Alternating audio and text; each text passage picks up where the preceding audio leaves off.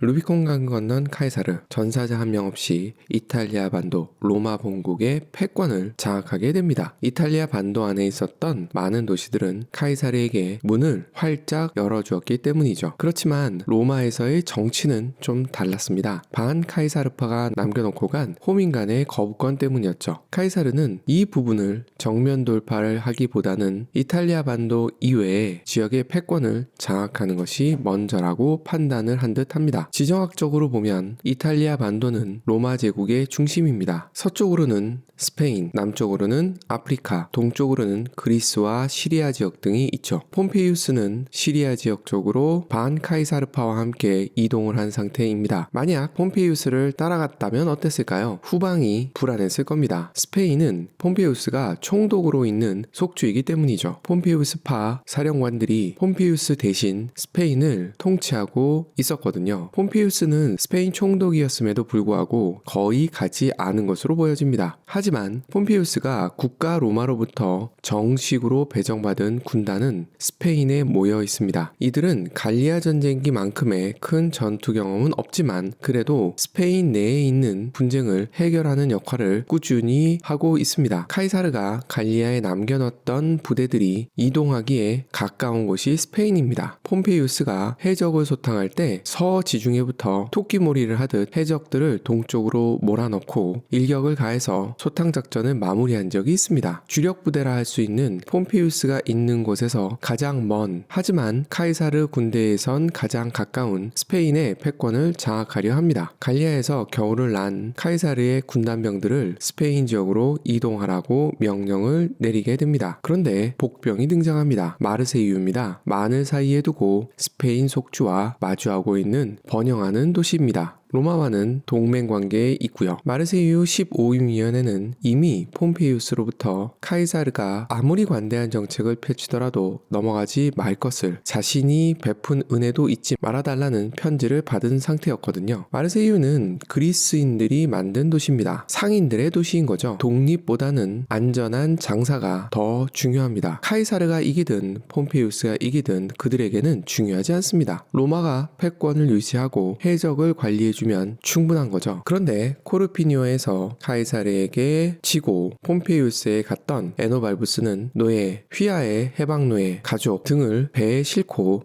마르세유로 입항을 합니다. 그리고 군권을 장악해버리게 되는 거죠. 마르세유의 중립의 꿈은 물 건너가게 됩니다. 한 발 늦은 카이사르는 마르세유를 포위하고 공성전을 할 준비를 펼치게 됩니다. 항구 도시이기 때문에 육지 쪽에서는 갈리아 전쟁을 하면서 보여주었던 방책 등으로 포위망을 구축할 수 있습니다. 문제는 바다 쪽인 거죠. 그래서 12척의 배를 건조하라고 합니다. 30여일이 지나 포위망도 구축이 되고 12척의 배가 도착을 합니다. 카이사르의 첫 대규모 해전이라 할 수 있는 대서양 해전에서 해군을 이끌었던 데키우스 브루투스에게 지휘를 맡깁니다. 육지 쪽 지휘는 부장 가이우스 트레보니우스에게 맡기고요. 그리고 카이사르는 지체하지 않고 스페인 속주로 넘어가게 됩니다. 카이사르가 급하게 스페인으로 넘어간 이후에는 폼페이우스가 아프리카의 마우레타니아를 통해 스페인으로 진군할 거라는 소식이 들려오고 있었기 때문입니다. 오랜 시간이 걸리는 공성전에 시간을 쓰다 내란이 길어지는 것을 원치 않는 마음도 작용했을 것으로 보여집니다. 공성전은 시간이 해결해준다는 믿음을 가지고 마르세유를 떠나 스페인 안으로 들어갑니다. 당시 스페인의 폼페이우스 군단의 상황을 살펴보면 3명의 사령관이 전체 군단을 지휘하고 있습니다. 페트레이우스가 2개 군단을 가지고 현 포르투갈 지역을 지키고 있고요. 코르도바 근처에는 바로가 2개 군단을 지휘하고 있습니다. 피레네 산맥 바로 서쪽인 아라곤 지역은 아프라니누스가 3개 군단을 이끌고 방어하고 있는 상태고요. 카이사르의 부장 파비우스는 아프라니우스가 지키고 있던 피레네 산맥의 고갯길을 빼앗게 됩니다. 카이사르가 마르세유를 떠났다는 소식까지 접한 3명의 명의 사령관은 작전 회의를 가지게 됩니다. 폼페이우스가 아프리카를 통해 군단을 이끌고 올 경우 지브랄타 해협을 건너오게 됩니다. 이 지역의 수비는 바로가 맡기로 합니다. 아프라니우스와 페트레이우스는 카이사르의 진군을 막아내기로 합니다. 폼페이우스가 올 때까지요. 이들도 카이사르의 무공을 갈리아 전쟁기를 통해서 충분히 알고 있었을 겁니다. 그래도 무능한 장군들은 아닙니다. 피레네 산맥을 넘는 고갯길은 뺏겼지만 강을 중심으로 수비를 하겠다는 전략을 세우게 됩니다. 피레네 산맥에서 남서쪽으로 흐르는 세그레 강과 사라고사에서 동쪽으로 흐르다 세그레 강을 만나고 남쪽으로 흐르는 근처에 있는 레디다 지역을 방어 기지로 삼기로 합니다. 이들은 폼페이우스 대신 스페인 지역을 관리해온 사령관들입니다. 이 지역의 특성을 알고 있었을 것으로 보여집니다. 지중해성 기후는 여름이 건조하고 겨울이 습합니다. 겨울 내내 눈이 많이 온다는 거죠. 레디다 지역은 피레네 산맥에서 가깝습니다. 높은 산에 쌓인 눈들이 봄이 되면서 녹게 됩니다. 강의 수량이 늘어나는 거죠. 카이사르 군대가 이 강을 도강하려면 쉽지 않을 겁니다. 여기에 이들에게 행운이 겹칩니다. 그해 봄 유난히 비가 많이 내립니다. 강의 수량이 넘쳐나게 되는 거죠. 방어에는 더 유리합니다. 더군다나 스페인 지역은 폼페이우스가 젊은 시절 반술라파의 반란을 제압했던 곳입니다. 폼페이우스 지지자들이 많다는 것을 의미합니다. 아프라니우스 진영에는 정규군 5개의 군단, 히스파니아 지역에서 모은 80개의 대대, 8개 군단 정도 되겠죠? 히스파니아 지역에서 모은 5천의 기병을 가지고 있습니다. 방어에는 충분하다 할 수 있는 숫자죠. 더불어 보급품의 중요성을 알고 있었던 사령관은 근처에서 확보할 수 있는 군량미를 모두 레리다 도시에 모아놓게 됩니다. 장기전에 대비하는 것도 있을 것이고요. 뒤에 도착할 카이사르 군대의 식량을 없애버리겠다는 의도도 포함되어 있을 겁니다. 덕분에 카이사르는 멀리 갈리아에서 보급품을 공급받아야만 하게 됩니다. 피레네 산맥의 고갯길을 넘은 파비우스는 빠르게 세그레강 앞에 도착을 합니다. 레리다 앞에 다리를 놓는 것은 불가능한 상황이었기 때문에 상당히 상류로 이동해서 2개의 다리를 놓게 됩니다. 만약의 사태를 대비한 것이겠죠. 아프라니우스는 레리다 중심으로 남쪽에 진영을 구축하게 됩니다. 파비우스는 북쪽에 진영을 구축하게 되고요. 파비우스는 숫자에서도 밀리기 때문에 카이사르의 도착을 기다려야 합니다. 앞서 설명드린 대로 아프라니우스는 인근 지역에 식량을 모두 수거해간 상태입니다. 파비우스는 세그레강 동쪽편에서 식량과 말을 먹일 풀들을 구해야만 하는 상황이 되는 거죠. 수시로 강을 건너 다녀야만 합니다. 그런데 그해 봄은 비가 유난히 많았습니다. 아프라니우스의 전략에 날씨까지 일조를 하게 된 거죠. 파비우스의 2개 군단과 기병이 다리를 건너 보급품을 확보하러 나섭니다. 보병들이 건너고 기병이 일부 건넌 상황에서 갑작스럽게 불어난 물에 다리가 파괴되게 됩니다. 레디다 앞에는 석조 다리가 있습니다. 아프라니누스 군대는 쉽고 안전하게 동쪽으로 건너갈 수 있는 거죠. 부서진 다리의 잔해는 레디다 앞으로 흘러가게 됩니다. 이를 본 아프라니누스는 안전한 석조 다리를 건너 기병의 지원을 받지 못하고 있는 파비우스의 2개 군단을 공격하러 나서게 됩니다. 속도를 필요하는 전투에서는 보병보다는 기병이 더 큰 활약을 합니다. 기병이 먼저 공격을 하고 나선 거죠. 파비우스의 군단병들은 백전노장들입니다. 빠르게 인근 언덕으로 올라가 진영을 갖춥니다. 덕분에 기병 중심의 공격을 잘 막아내게 되는 거죠. 아프라니우스 쪽에서도 중무장 보병을 보냅니다. 이때 강 건너에서 이 상황을 지켜보고 있던 파비우스는 부서지지 않았던 상류에 있던 다리를 통해서 기병과 2개 군단을 보내게 됩니다. 지원병이 오는 것을 본 아프라니우스 군단병들은 후퇴를 하게 됩니다. 첫 번째 전투는 싱거울 정도로 특별한 일이 없었던 것 같지만 두 부대가 대치하는 상황에서 물살이 빠른 강이 자리하고 있고 카이사르 군단이 사용할 수 있는 다리는 나무로 만든 축조물이고 아프라니우스가 사용한 다리는 석조다리라는 것이 전투에 중요한 변수로 작용하게 됩니다. 이틀 후 카이사르가 도착합니다. 내전을 치르고 있는 카이사르 군단병들의 주요한 수입원인 약탈은 불가능합니다. 아니, 약탈을 해서는 내란 이후에 수습이 어렵게 됩니다. 그래서 군단병들에게 보너스를 지급하기로 결정을 합니다. 방법이 독특합니다. 고위 장교와 백인 대장들에게 돈을 빌려서 장병들에게 보너스를 지급하게 되는 거죠. 돈을 빌려준 장교들도 돈을 받은 장병들도 더 열심히 싸워야만 하는 상황을 만든 거죠. 사령관이 도착하자 카이사르 진영은 활기를 띱니다. 다리 보수부터 시작을 하고요. 본격적으로 아프라니우스 진영을 압박하기 시작합니다. 적 진영에서 600m 밖에 떨어지지 않은 곳에 진영을 구축하기로 한 거죠. 600m면 언제든 적으로부터 공격을 받을 수 있는 거리입니다. 이곳에서 공사를 진행한다는 것은 결코 쉬운 일이 아니죠. 앞에 2개 열은 수비를 하기 위해서 완전 무장을 하고 진영을 갖추고 있습니다. 세 번째 열은 빠르게 참호를 파기 시작합니다. 카이사르는 참호를 팠던 이유에 대해서 주변에서 방책을 세울 수 있는 재료를 구하기도 쉽지 않았고, 방책을 세우는 모습이 적에게 눈에 띄면 아프라니우스 군대에 더 적극적인 공격을 받을 것이라고 판단했기 때문이라 적고 있습니다. 폭 4.5m의 참호를 구축한 이후 전체 군단을 참호 뒤로 이동시키게 됩니다. 방어선이 만들어졌기 때문에 더 많은 군대를 투입해서 참호를 추가 건설을 하고요. 진지 구축에도 나서게 됩니다. 수비를 위해서 일부 군단병들은 무장 상태를 유지하고 있고요. 하지만 경무장 상태였다고 합니다. 진지 구축이 끝나자 기존의 파비우스 진지에 있었던 수송부대 등을 이동시키게 됩니다. 코앞에서의 압박이 시작된 겁니다. 여기에 추가 압박을 계획하게 됩니다. 아프라니우스의 진지는 레디다 도시와는 450m 정도의 거리가 있었다고 합니다. 평지가 이어지고 있고 이곳을 통해서 보급이 이루어지고 있었던 거죠. 보급로를 기준으로 강 서편의 언덕에 초점을 맞추게 됩니다. 언덕을 점령하게 되면 아프라니우스 군대의 보급품을 차단할 수 있기 때문이죠. 카이사르 군대의 이동을 눈치챈 아프라니우스도 빠르게 군대를 투입하게 됩니다. 아프라니우스 군대에 특징이 있었다고 합니다. 이들은 스페인에서 시스템화되지 않은 군대와의 전쟁을 치르면서 일종의 게릴라전에 익숙해져 있었던 것으로 보여집니다. 대열을 갖추고 공격하는 것이 아니라 개별적이며 산발적으로 적을 공격하는 형태를 취했다고 하거든요. 이 때문에 카이사르 군대는 당황했다고 합니다. 카이사르 군대도 대열을 갖추지 않은 갈리아인들의 공격을 많이 당해봤겠습니다만 상대가 로마 군단인데 대열을 갖추지 않고 공격해오는 것이 낯설었던 겁니다. 그래서 새로운 전략이라 생각을 하고 움츠러들게 됩니다. 밀리게 되는 거죠. 이렇게 되자 후방에 있었던 구군단을 지원병으로 보내게 됩니다. 갑자기 새로운 병력이 몰려오자 아프라니우스의 대열을 갖추지 못한 군단은 레리다 성벽 앞으로 쫓겨가게 됩니다. 일부 군단병들은 성 안으로 들어갔다고도 합니다. 그런데 거의 모든 유럽의 성들이 그렇듯이 언덕 위에 있습니다. 언덕 위로 쫓아 올라간다는 것은 어지간해서는 좋은 선택이 아닙니다. 결국 언덕 위에서 공격하는 아프라니우스 군대의 구군단은 고전을 하게 됩니다. 특히나 오르막은 3개의 대대가 겨우 대열을 지켜 올라갈 수 있는 폭이었다고 하거든요. 좁은 길 옆은 가파른 지형이었다고 합니다. 그래도 카이사르와 갈리아 전쟁을 치렀던 기병들은 용맹함을 발휘하면서 이 언덕을 올라 전투를 벌이고 있는 두 군단 사이로 뛰어들었다고 합니다. 덕분에 구군단은 피해는 상당히 입었지만 진지로 돌아올 수 있었다고 합니다. 200여 명의 병사가 전사하고 5명의 백인대장도 전사했다고 적습니다. 백인대장은 중대장 정도의 역할입니다. 전투의 핵심인 거죠. 수석 백인대장도 사망했다고 적은 것으로 보아 상당히 치열한 전투였던 것으로 보여집니다. 아프라니우스 진영에서는 자신들의 승리라고 환호성을 지르게 되고요. 카이사르 군단에서도 어려운 상황에서도 선전했다고 스스로 위로를 하고 있었다고 합니다. 결과적으로 카이사르가 누렸던 언덕은 아프라니우스 군대가 점령하는 것으로 전투는 마무리되게 됩니다.